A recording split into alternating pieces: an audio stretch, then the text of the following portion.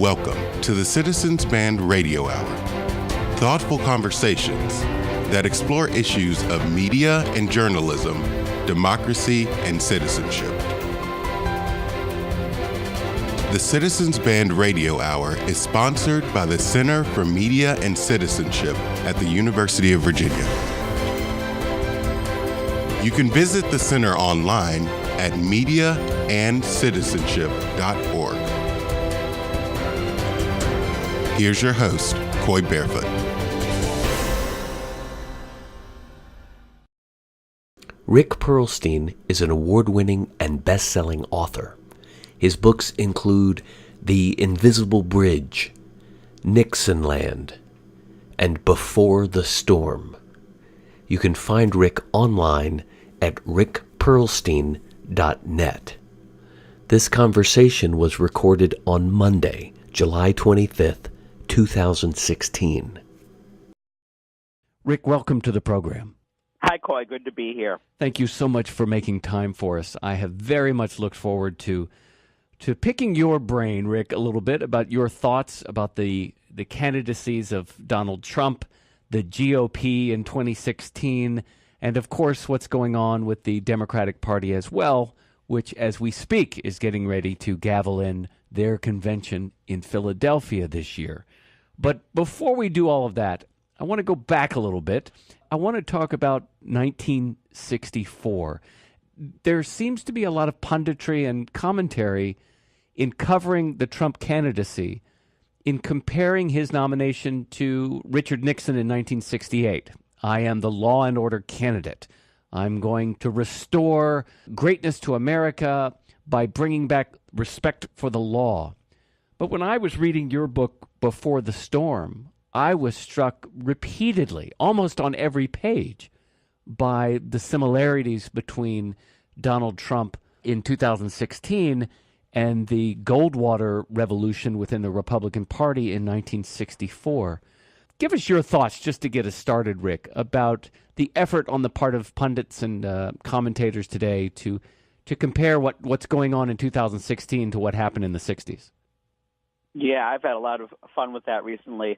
Of course, there are similarities to Barry Goldwater, and there are differences from Barry Goldwater. Same with Richard Nixon, same with Ronald Reagan, same with George Wallace, same with Silvio Berlusconi. These are all names that pundits have mentioned. I would go back to Huey Long, also similarities. And even a guy we don't remember, but he's a really colorful fellow, a guy named Jesse Walker in Reason Magazine wrote a great article about Trump. And this guy, he shares a name with you. His name was Barefoot Sanders. Do you remember him? I got the name wrong. Barefoot Sanders probably had some similarities too. But I met Pappy McDaniel. He was a Texas governor in the 1920s whose claim to fame was that he was a businessman who ran a biscuit company, and that he also was a country musician who had a radio show. He would campaign with his own country band, and of course, like a lot of American political candidates in the populist tradition, he would say all the candidates are the establishment, and I'm the guy for the plain people, and I'm going to kick them all out, and I'm going to start with a clean slate, and the world's going to change the day I'm elected. So lots of similarities, lots of differences. That's the way history works. I think the bottom line is that Donald Trump is Donald Trump. He's a remarkably striking figure that we haven't quite seen his like in politics before. But, of course, nothing comes from nothing, especially in history. So what we've seen now, of course, has resonances. The stuff we read about in our history books and the stuff we lived through, some of us. And the conservative revolution in 1964, of course, the nomination of Barry Goldwater made Reagan possible. Reagan makes Trump possible. Right. Well, don't forget Newt Gingrich, and don't forget the Tea Party. All these things are connected. History is like an ocean, right? Like the waves are energized by previous waves, but there's also counter waves that go in the other direction and cross-cutting waves. And there are currents underneath the surface that we can't even see. I think it'll be a long time before we really begin to pick out all these things and have a really convincing account of where Donald Trump comes from. I mean, one of the things that makes Donald Trump possible is Twitter. right? A lot of the reason he was able to beat all these more established Republican candidates is that a modern traditional political campaign is heavily bureaucratic. Every utterance from the candidate, even their tweets that are supposed to, kind of give the illusion that they're coming straight from the candidate, are vetted by layers and layers of personnel. Donald Trump just says things from the top of his head. You can really see him kind of tweeting at night, with his little cell phone or his laptop or his iPad. So that gave him a certain kind of structural advantage in that he was able to do end runs around the other candidates whose responses to events, whose responses to each other were a lot more sluggish and slow. He was a guerrilla warrior, and they were kind of fighting traditional artillery warfare. Your work has so powerfully chronicled the history and the rise of movement conservatism since in the post-war era, since the 1950s. Take a moment to tell us who Barry Goldwater was, who is Cliff White, who is the key guy behind this. I mean, he's the real hero of your book. Who are these men, and what happened in 1964 that changed American politics forever? Sure. Let's start in a year like 1956. Joseph McCarthy dies in disgrace, and the conservatism that he represents, and by the way, he's another figure that we might draw a parallel to, is vanquished.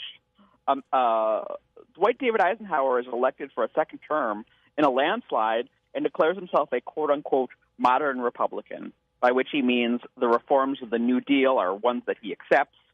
He accepts Social Security. He's not going to reverse the New Deal. He's, in fact, going to expand it in many ways, expanded Social Security, built the interstate system, instituted a new cabinet department of health, education, and welfare.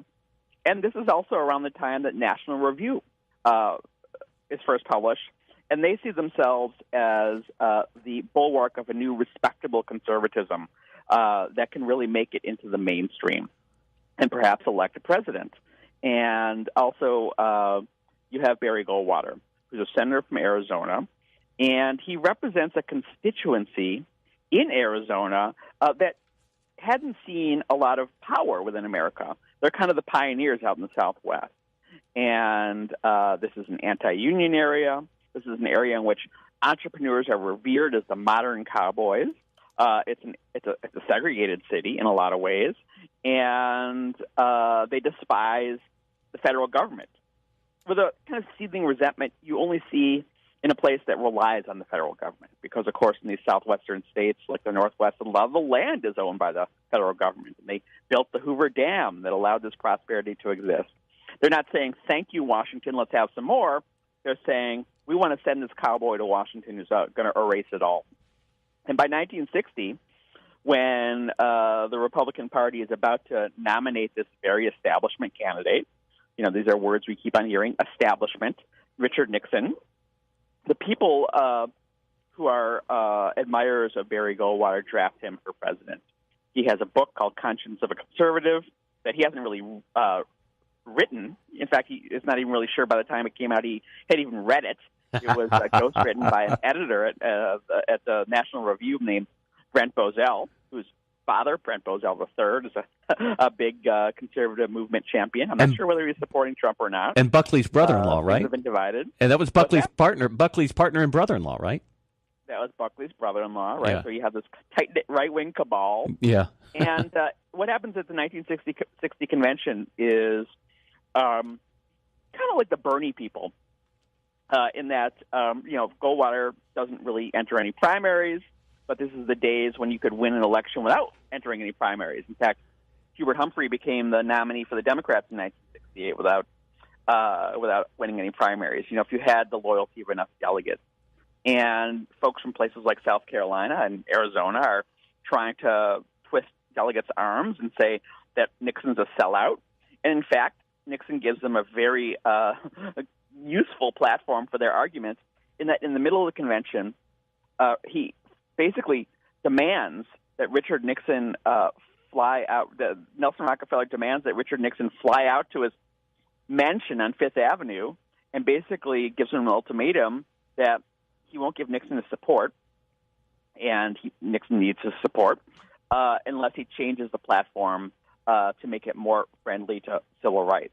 And also, by the way, more hawkish. A lot of these Republican liberals were quite hawkish. But anyway, Nixon comes back to the convention, which happens to be in Chicago that year, and Barry Goldwater gives a press conference in which he said what Richard Nixon has just done is the Munich of the Republican Party.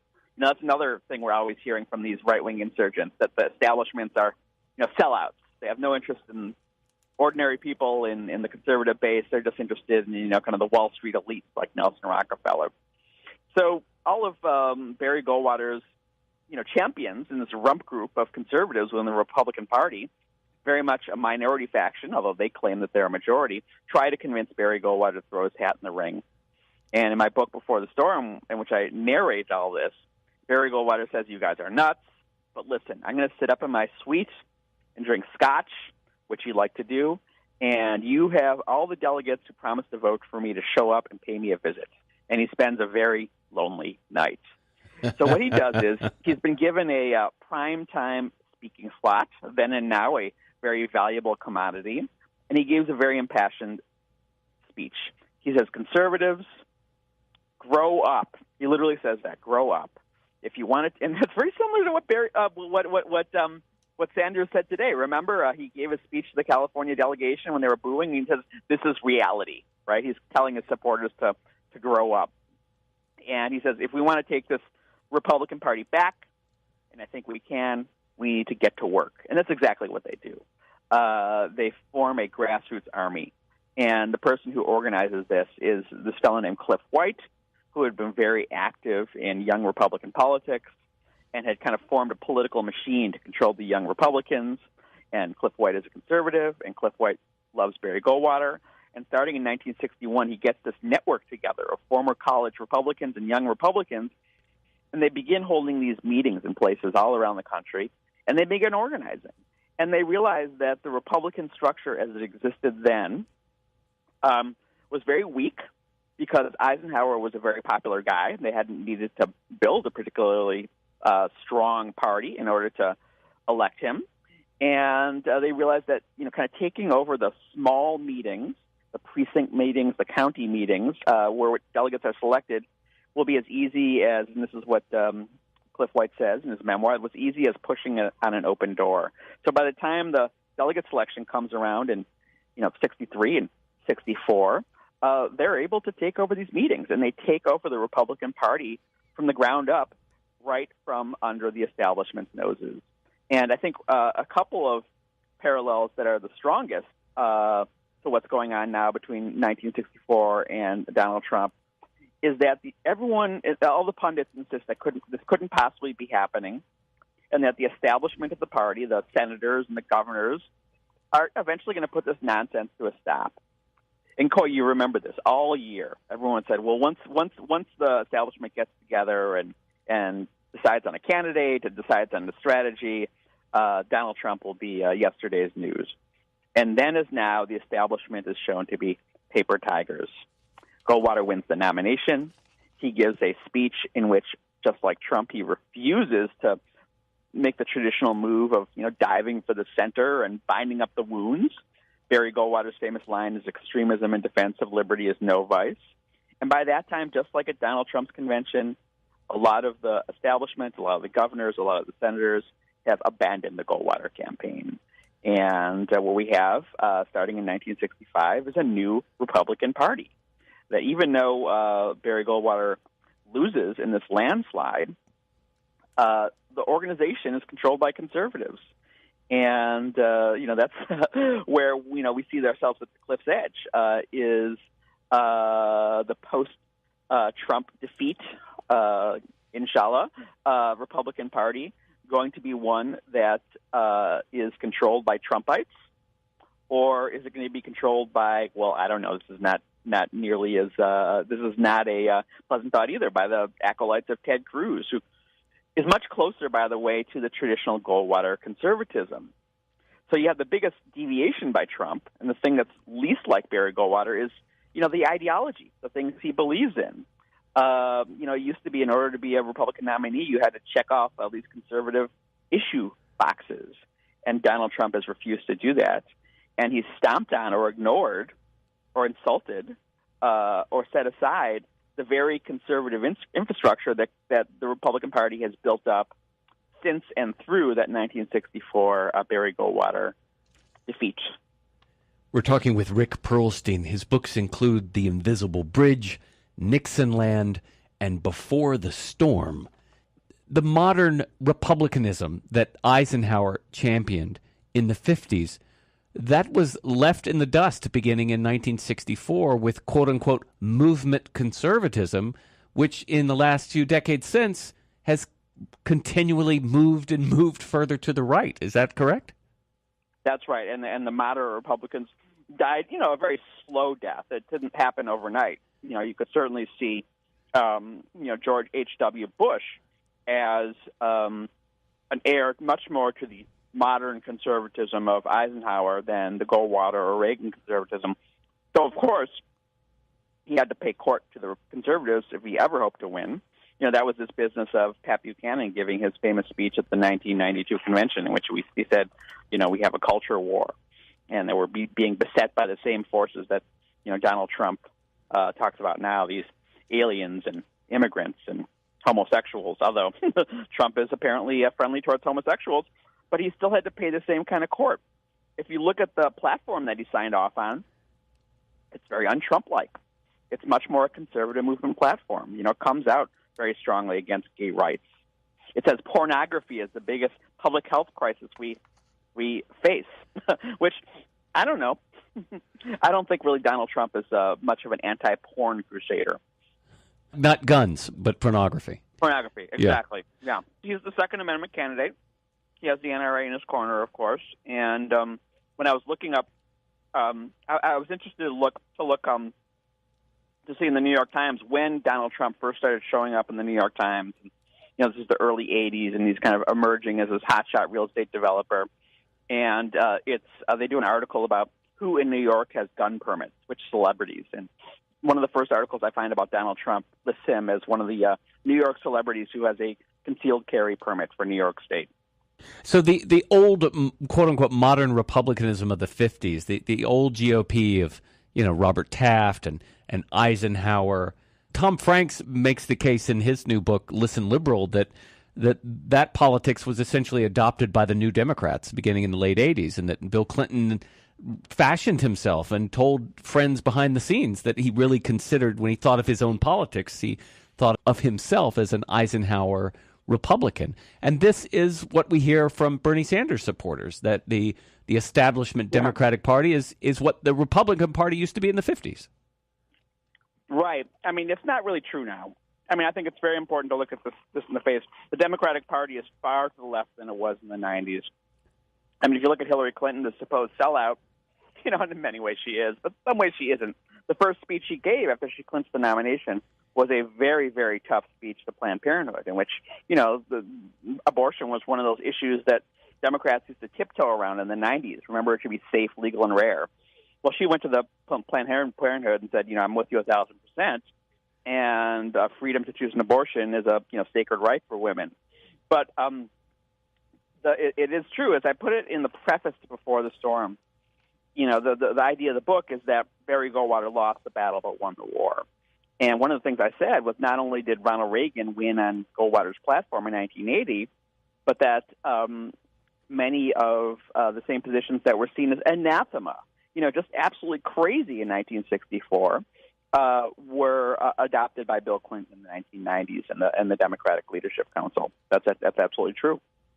Let's take a very quick break. When we get back, I want to talk about the John Birch Society and the role they played in 1964 and the shot in the arm that they got by the candidacy of Barry Goldwater. Rick Perlstein is my guest. We'll take a very quick break and be right back.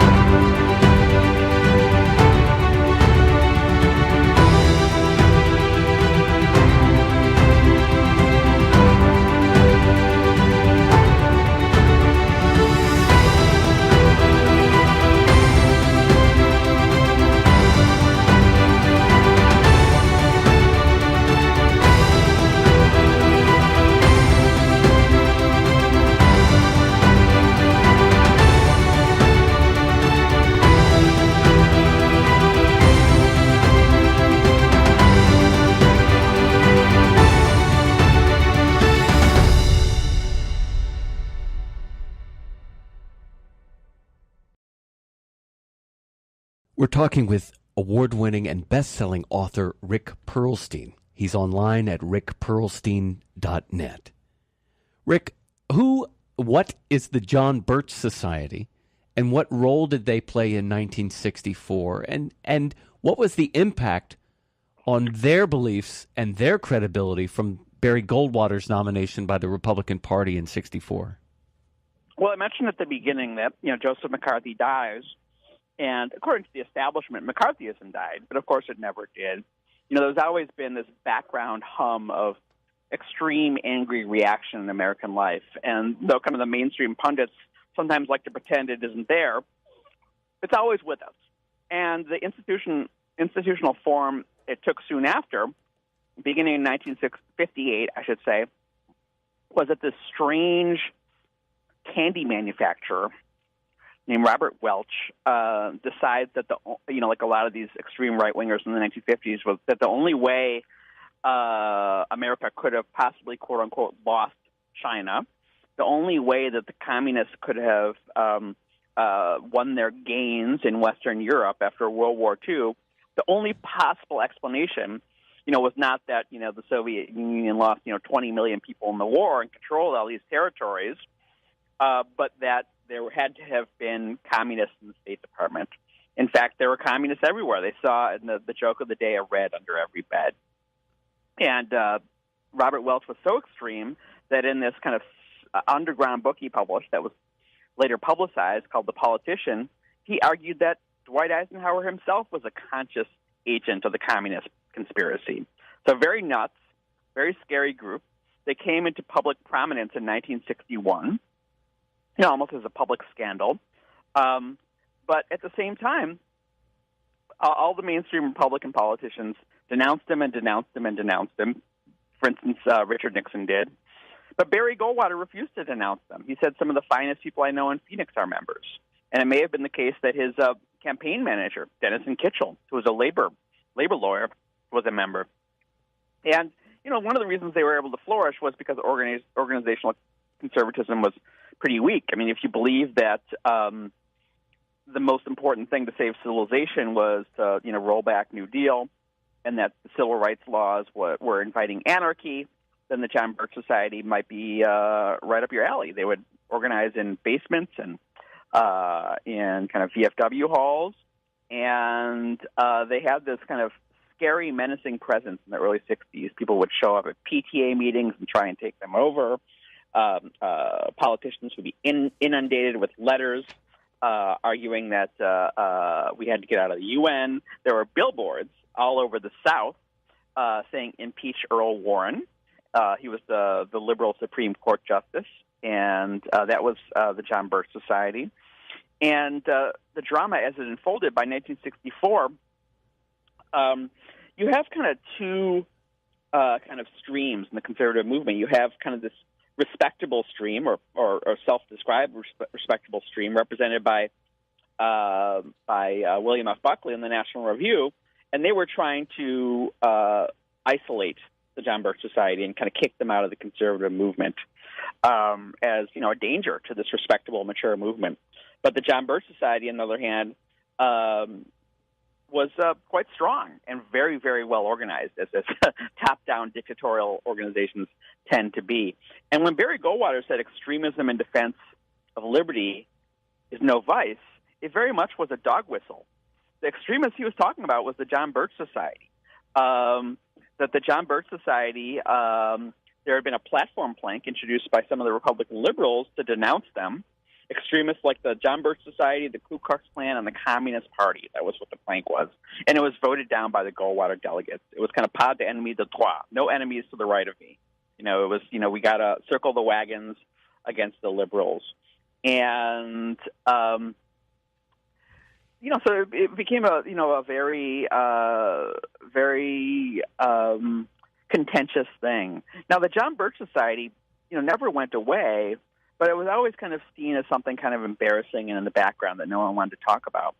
One of the fascinating things that happened in conservative history in the last 10 years was that when William F. Buckley died, that kind of serious, mature, authoritative counterweight to all these extremists fell away too. So you begin to see even in National Review, which very explicitly kind of kicked out the John Birch Society from their pages, you see John Birch Society-style arguments, that Obama might be a secret Muslim, the birth certificate stuff. I remember reading on the National Review website that Barack Obama's parents must have been communists because only communists, that intermarriage was a communist strategy at the time. So you begin to see this crazy stuff, and that's really the Tea Party movement, when the kind of anchor, the flywheel is separated. And, of course, you get Donald Trump in 2012 beginning to play with the birth certificate stuff and rising to the top of the polls in the Republican Party. So this is when you really begin to see the inmates running the asylum. And then the John Birch Society, which had been banned from the big conservative action conference every year, gets a boost. But now we don't even really need the John Birch Society, because that same sort of crazy conspiratorial thinking, the idea that Mexico is literally sending its rapists to America, is right there atop the Republican Party. Rick, you point out in your book Before the Storm that journalists and scholars at the time referred to Goldwater's nomination as part of a larger cultural reaction to the civil rights movement that was called at the time the backlash. And take a moment to talk about that. Right. And is it correct to say, Rick, that we are still seeing, last week in Cleveland, we're still watching that backlash echoing through time against the progressive movements of the 60s and 70s? Yes, very much so. So the timing is very key here. Barry Goldwater is nominated in July, but in June, the Senate has their final vote on the landmark 1964 Civil Rights Act, and this is the big one. This is outlawing segregation, and the Republican Party still has this vestigial identity of the Party of Lincoln. In fact, many of the leaders in the fight to pass the Civil Rights Act were Republicans. Some of them were even conservative Republicans. Everett Dirksen was Lyndon Johnson's biggest prize, the Illinois senator. Once he won Everett Dirksen, he knew that he had broken the back of the resistance, the Southern, kind of filibuster. Barry Goldwater votes against the Civil Rights Act. He says, it's for constitutional reasons, that the federal government, doesn't have the right to extend its power into private businesses. He says things about how we'll have to, establish this massive federal police force to kind of monitor men's hearts. And so the Republican Party, has nominated someone who has turned their back on the tradition of the Party of Lincoln. Now, here's the thing. This was seen as very extreme by the pundits, but Lyndon Johnson wasn't so sure. He was scared. When he signed the Civil Rights Act, he famously said, "I've signed away the South for the Republican Party for all time." And he actually, his advertising people, the same folks who made the brilliant Daisy ad, also made all these ads trumpeting the accomplishment of the Civil Rights Act. And Lyndon Johnson's like, we can't run those because it just might be the case that those will backfire on us, that people are perfectly happy in the North to have a law that only affects the South, which is what the 1964 Civil Rights Act did. But if we establish, if we yoke our candidacy too close to it, we might suffer a backlash. And in fact, that summer there were the first urban race riots in Harlem. And you begin to see the kind of civil rights militancy associated with Malcolm X becoming much more widespread. And, lo and behold, the next year, in August, he passes another landmark Civil Rights Act. If you've seen the film Selma, you know what that's all about. It's the Voting Rights Act. And he basically, Lyndon Johnson gives a speech in which he signs the bill, and he basically says America's racial problems are over, that we've finally broken the last vestige of those fierce and ancient bonds. That's Lyndon Johnson's quote in the Capitol Rotunda with Martin Luther King standing there. Well, a week later, we have the Watts riots. And obviously, America's racial crisis is not over. And those riots were very terrifying in the same way that, the Black Lives Matter movement is, terrifying to people now. It looks like, black people might come into white neighborhoods and, rape our daughters or something like that. And the next year is very key because The next year, they're proposing another civil rights bill that's going to cover housing, and that's going to cover the whole country.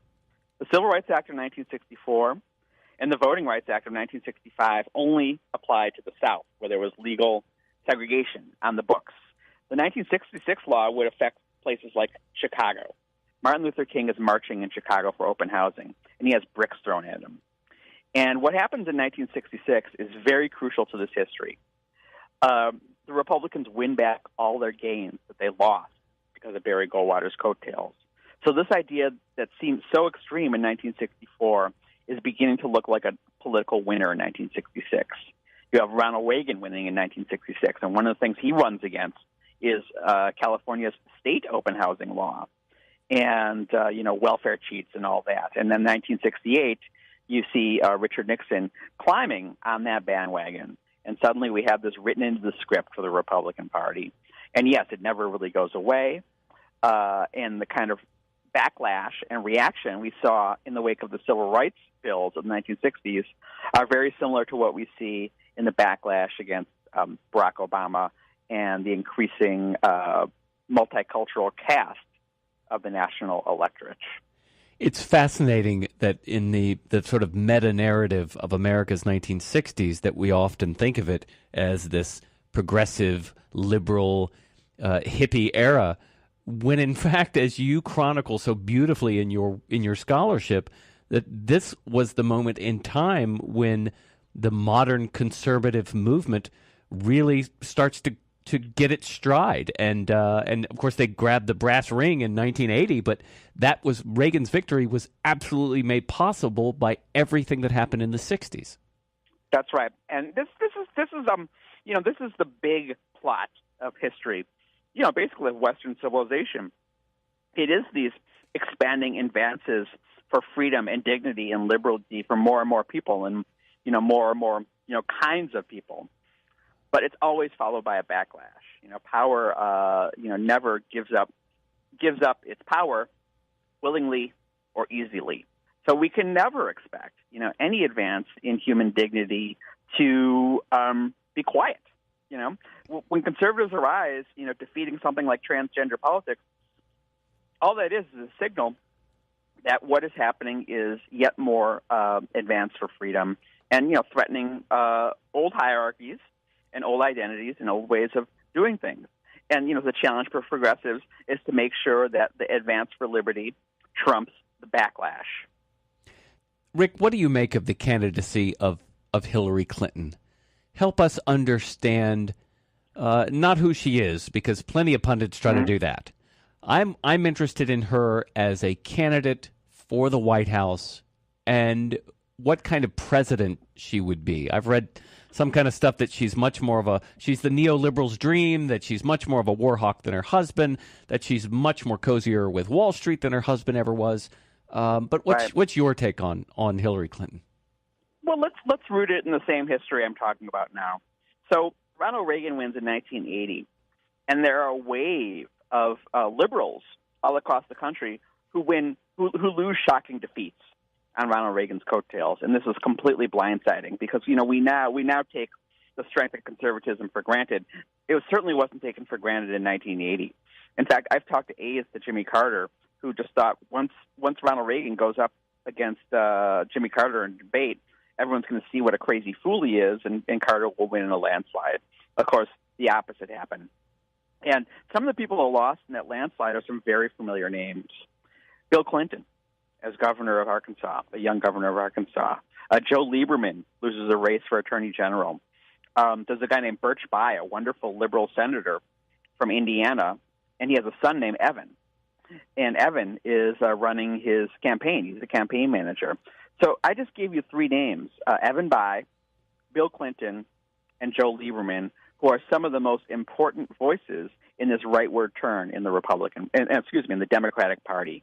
The people who, are terrified of liberalism and see these adopting of, market solutions to public problems as an absolute imperative if Democrats are going to come back. So that's really the foundation of this kind of centrist Democratic movement. And, of course, Bill Clinton is absolute center of it. Hillary Clinton is at the center of it. She, is someone who grew up in liberal causes, but also, kind of experienced this trauma. And, when a politician, none of us like to lose our jobs, especially, if we love our jobs. And a politician who, faces the electorate and loses and doesn't get to show up to work the next day, that's a big trauma. That marks them for life. Now, there are two things that are happening now. It's unquestionable that the Democratic Party has finally kind of gotten over this knee-jerk instinct that they have to move to the right following defeats. I mentioned Hillary Clinton's speech to Planned Parenthood, or you could note her adaptation of a very Bernie Sanders-like education policy of having free college tuition for every American who makes under $125,000. But in the case of Hillary Clinton, there still is that vestigial fear that she has to cover her bases by reaching to the center. And you see that in the choice of someone like, Tim Kaine, who was, 47th, I think, or 44th or 47th most liberal out of the 57 Democratic senators. So here's this kind of centrist guy. Now, again, I have to emphasize this because there's a lot of loose talk about, the people around Clinton as somehow they're crypto-Republicans. The center of the Democratic Party is much further to the left than it was even 10 years ago. Tim Kaine really is a liberal by historical terms, but, he's played footsie with the banks. He's played footsie with Social Security. He has, presided over executions as governor of Virginia, and he's been wobbly on choice. So that's Hillary Clinton. She's kind of the heart of Hillary Clinton is torn between the future, which is kind of clearly a progressive Democratic Party, and the past, which fears progressivism. And I'm not gonna say that story is over. I mean, in part, the story is ours to write, right? It's a story about activism and what kind of pressure she faces when she's in office. Yeah, well, I was going to say the people standing in the streets of Philadelphia tonight protesting in favor of Bernie Sanders and impacting the Democratic platform this week, they're the ones who will write this story. Yeah, a big part of the story, although I'm not sure it'll help them because, once again, if the forces who are running the Democratic Party see these progressive forces as merely disruptive, as just negative, they might tune it out, right? They might be tuning it out because, when supporters of Bernie Sanders, defy Bernie Sanders himself and boo Hillary Clinton, they're not doing anyone a favor. They're speaking with their heart, not their head. And this is where the Barry Goldwater, think of Barry Goldwater in 1960 saying conservatives, it's time to grow up, right? And he was calling for a more disciplined, progressive, conservative movement, that would work through the institutions, that wasn't just kind of a whiny bunch of booers, but actually, took over the party. And they did, and they won in the end. Yeah, lost the battle but won the war. Won the party, really. Yeah, absolutely. Won the future, right? Absolutely. So before I let you go, Rick, what's your advice to us as we get ready to spend the next few months undergoing just a barrage of media advertising from these two camps? We should also point out that there is a Green Party candidate, there is a Libertarian Party candidate, and take a quick moment to give us your thoughts about Stein and Johnson. Yeah, well, here's the problem with third parties in America, right? They only work if another one of the party is starting to die, because we have this very unfair system in America where in order to win an election and in order to get any power at all out of an election, you have to be the candidate with the most votes. Whereas, elsewhere, they have multi-parties, and if you win 20% of the votes, you do pretty well. You get, maybe 20% of the seats in Parliament. But in America, let's say, just for the sake of argument, that it's a two-person election, you only get any power if you get 50% plus one of the vote. So building a third party is kind of like building a skyscraper where you have to start on the 50th floor. It's very hard to kind of slowly accrue power as a new force because, again, if you don't get most votes, you get nothing. So, it is a fact that third-party votes are wasted votes. I mean, this is a structural feature, and it hasn't really worked in changing the ideology of the parties. So without speaking about the character and politics of Stein and Johnson in particular, unfortunately, because of the rules of the game, they're both involved in a fool's errand. So what's your advice, Rick, for those of us, the American citizen over the next few months? What should we be thinking about as we watch these historic campaigns unfold and the election in November? Well, I think we need to apply ourselves with all our might to making sure that Donald Trump doesn't get within 100 miles of the White House. He's completely irresponsible. He's completely unprepared. He's a megalomaniac. He hates America's institutions. He hates America's Constitution. And as he finds that he's not able to do what he wants to do by waving a magic wand, because that's really the only method he really talks about, it's just going to happen. He said in his speech that America would be, basically America's crime problem would end on January 20th. When that doesn't happen, his supporters are going to get more and more frustrated, and they're going to get more and more angry. And they're going to make noises to abandon Donald Trump. But in order to keep them, he's going to have to become more and more scapegoating. He's going to have to become more and more violent and angry. And it'll be a terrible, terrible spiral that'll threaten our republic itself. So, putting your shoulders to the wheel to defeat Donald Trump is absolutely an imperative if you love this country. Let me ask you really quick before I let you go. What's your next book? Are you working on that now? Yes, I'm working on the fourth book in my history of conservatism. It's going to end with Reagan's inauguration in 1980, and it's going to tie together a bunch of the themes from my first three, and I hope to have it done in the middle of next year. Fantastic. Rick Perlstein, he's online at rickperlstein.net. Best-selling and award-winning author. His books include The Invisible Bridge, Nixon Land, and Before the Storm. Rick, it's always a privilege to talk to you, my friend. Thank you so much for the time and for all the work you do. Thanks. Great interview. Cheers.